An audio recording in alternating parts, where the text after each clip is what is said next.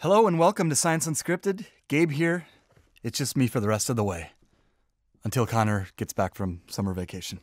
We're going to look at a social trend today that might determine how human beings live together in the future. A study conducted here in Germany suggests that young people, that is adolescents and young adults, here in this country are happier with being single compared to 10 years ago. The researchers, one of whom we're going to speak to in just a bit, analyzed data from thousands of Germans aged 14 to 20, born in the early 70s, early 80s, early 90s, and early 2000s.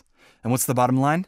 If you're young and single now, you're more content and more okay with your relationship status than you used to be. Of course, with Connor not here, and what a shame, I can only imagine how he would have gobbled up this topic, I had to speak to someone. And whom better than singles in Germany on the streets in Bonn? The reason why I'm single is because I want to focus on my studies, especially because I have a goal, like I want to be a pilot, and I think like being in a relationship is very distracting, like it takes a lot of time and stuff like this, so I choose not to have a boyfriend right now, but I don't mind hanging out with guys. Ich will es einfach gar nicht machen, weil I just don't want it. What would I get out of a relationship right now? Some of my friends have girlfriends. Fine, they can do that. But for me, it's not a good idea.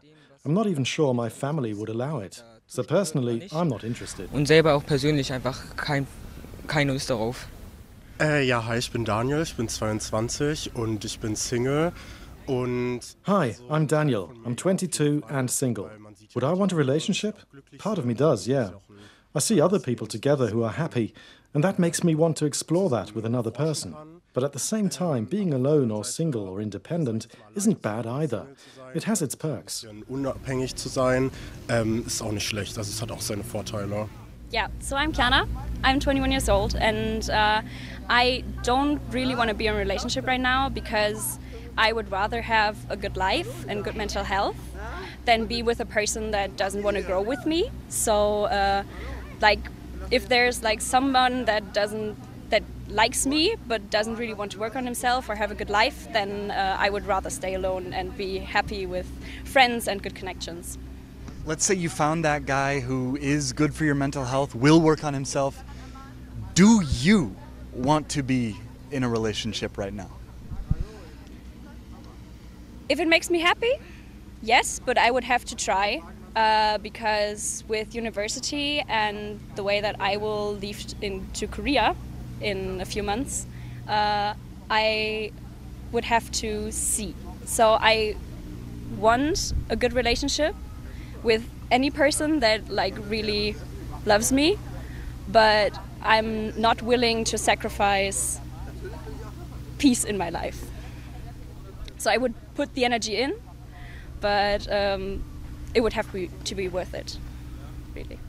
Okay, ja, ich bin Luca, ich bin Single und ich glaube, es liegt einfach daran, nicht, dass ich das Konzept jetzt per se schlecht finde. Hi, I'm Lucas and I'm single. I don't have anything against relationships per se. I think it's the dating process that gets in the way for me. I've got social phobia and fear of rejection. Let me put it this way. If I could just snap my fingers and all of a sudden be together with someone, yeah, I would want that. It's a beautiful thing to love someone. I've had it before in my life, and I would want that again. Würde ich sein wollen, weil es ist schön, jemanden zu lieben. Das ist also hatte ich auch schon mal, so ist es nicht. Es ist ein sehr schönes Gefühl und das möchte ich eigentlich gerne wieder in meinem Leben haben. Most of the people I ran into in Bonn, it was so hot, hottest day of the year, were indeed single. So what is going on? To answer that, I got in touch with Tita Gonzales Avilés, lead author of the study from Mainz University. Hi everyone, my name is Tita Gonzales Avilés and I'm a researcher at University Johannes Gutenberg University Mainz, and I'm a psychologist studying singlehood and romantic relationships.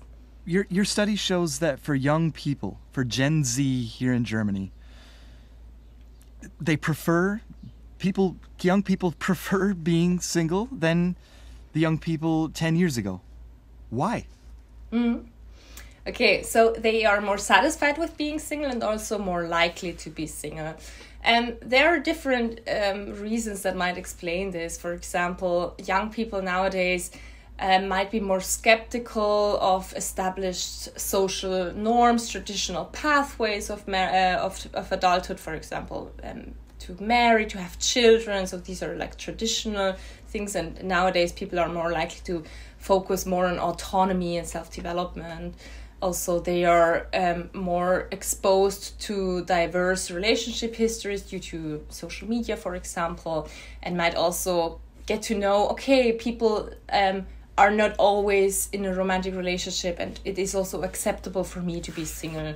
This could explain that, and also that adolescents nowadays have a lower desire for a romantic relationship than 10 years ago, and people with a lower desire are actually more satisfied with being single.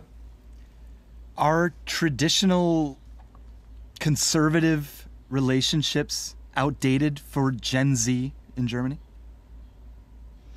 I think the desire to be in a long-term committed relationship is still here. So people still want to get in a long-term romantic relationship, and it's not like everyone wants to be single at this time. But I think what has changed is the acceptance of singlehood. So that it is okay for me to be single, and also that the social stigma towards singlehood has decreased. So people nowadays are more accepted as singles.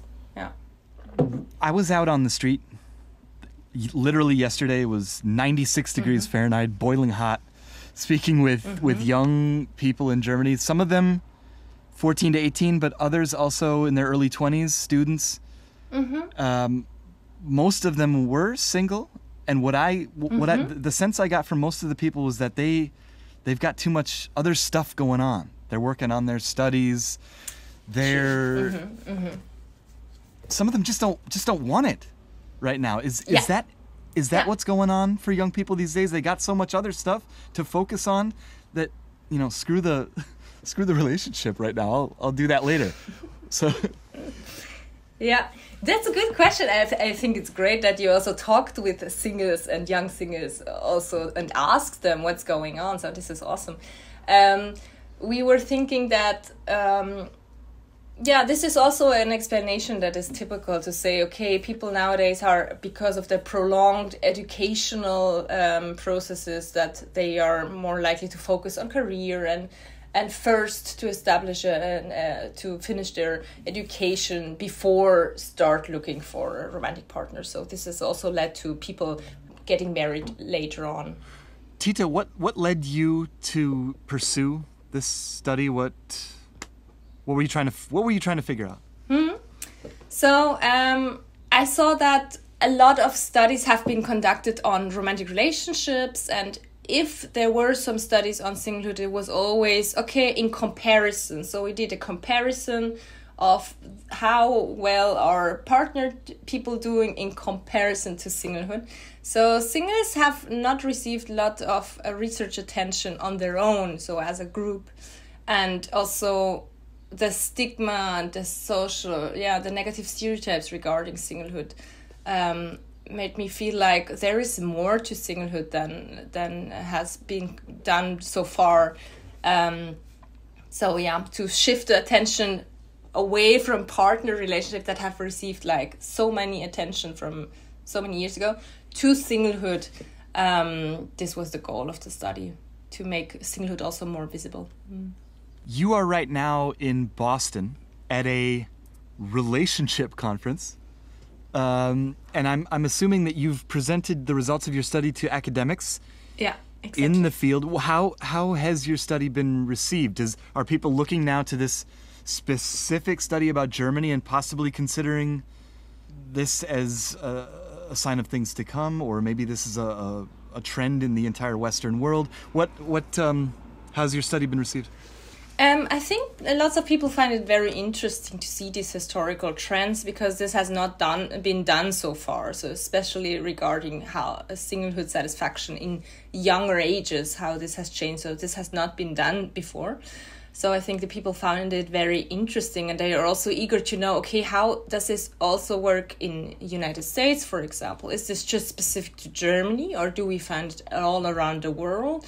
And what would happen if we looked at a longer time, for example, 50 years of data to look at historical changes? So this is just the first step towards looking at historical changes in a broader study sample, for example. And what's coming next? So what would be great was to have data from all around the world on singlehood satisfaction and how this has changed for over the last decades. The only problem is that singlehood satisfaction has not been implemented 50 years ago as a question towards people who are single. So this is a rather newer type of question. So we will see if we find this data. But I also look at what I'm also interested in is regional differences. So, for example, if it depends where you live, that you're more satisfied or less satisfied with being single. So we are currently looking at regional differences in singlehood. That was Tita Gonzales Avilés speaking to me from Boston, where, by the way, it was equally hot as it was in Bonn. I believe the exact degree, I think it was 96 degrees Fahrenheit in Boston that day, 35 degrees Celsius in Germany. You can do the math at home and tell me if I'm correct, or if you have anything else to say. Any ideas? Who are you? Where are you? What do you think about being single? Are you young? Do you like being single? Are you old? Do you wish you were young and single? Let me know anything. su@dw.com is the address, or leave a comment if that's what you do. Goodbye. Science Unscripted.